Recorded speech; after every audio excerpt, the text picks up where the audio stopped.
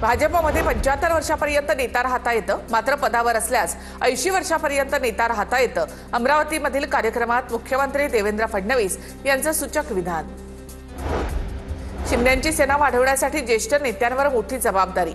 इतर राज्यांमध्ये शिंदेंच्या शिवसेनेचा प्रचार आणि विस्तार केला जाणार. आनंदराव अडसूळ, गजानन कीर्तीकर, नीलम गोरे, रामदास कदम यांच्यासह इतर नेत्यांवर महत्त्वाची जबाबदारी. महायुती समन्वय समितीची उद्या सायंकाळी बैठक. मुंबईमध्ये मेघदूत निवासस्थानी बैठकीचं आयोजन. महायुतीमध्ये राज्यातील जिल्हा नियोजन समित्यांचं वाटप करण्याची शक्यता. मित्रपक्षातील कुरघोडी थांबवण्याबाबत सुद्धा समन्वय समितीमध्ये चर्चेची शक्यता. मंत्रालयामधील वॉररूम बैठकीला दोन्ही उपमुख्यमंत्री गैरहजर. मुख्यमंत्र्यांच्या अध्यक्षतेखाली वॉररूमची बैठक बोलावली होती. उद्धव ठाकरे 3 दिवसांच्या दिल्ली दौऱ्यावर. 6, 7 आणि 8 ऑगस्टला ठाकरेंचा दिल्ली दौरा. इंडिया आघाडीच्या बैठकीला उपस्थित राहणार. संसद भवनामधल्या नव्या कार्यालयाला सुद्धा भेट देणार. निवडणुकांच्या कामासंदर्भात सर्व पक्षांचे नेते एकत्र येत असतात. उद्धव ठाकरेंच्या दिल्ली दौऱ्यावर छगन भुजबळांची प्रतिक्रिया.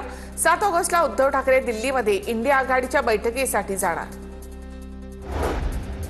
रोहित पवारांकडून पुणे पोलिसांवर दबाव आणण्याचा प्रयत्न. भाजप प्रवक्ते केशव उपाध्ये यांचा आरोप. आव्हाडांच्या वेळी देखील रोहित पवारांनी पोलिसाला वाईट पद्धतीने फटकारलं. उपाध्येंचा निशाणा. जितेंद्र आव्हाड यांनी आपलं नाव बदलून घ्यावं. सनातनी धर्मावरील टीकेवरून सदाभाऊ खोतांचा आव्हाडांवर निशाणा. दरम्यान सनातन धर्मानं देशाचं वाटोळं केलं. सनातनी विकृत असल्याचं आव्हाडांनी वक्तव्य केलं होतं. नेहरू आणि महात्मा गांधींचा विकासाविषयी दृष्टिकोन हा सकारात्मक होता. नितीन गडकरींचं वक्तव्य. गडकरींनी नेहरू आणि गांधींचं योगदान मान्य केलं असेल तर त्यांना सलाम. संजय राऊतांकडून गडकरींचं कौतुक. तुमच्या राज्यामध्ये उद्योगधंदे नसल्यामुळे तुम्ही मुंबईत. दुबेंच्या वक्तव्यांना फडणवीसांनी खतपाणी घालू नये. असे अनेक दुबे आले आणि गेले.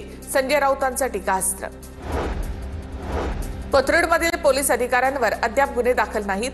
ही बाब अत्यंत गंभीर. मुख्यमंत्र्यांनी स्वतः या प्रकरणामध्ये लक्ष घालावं.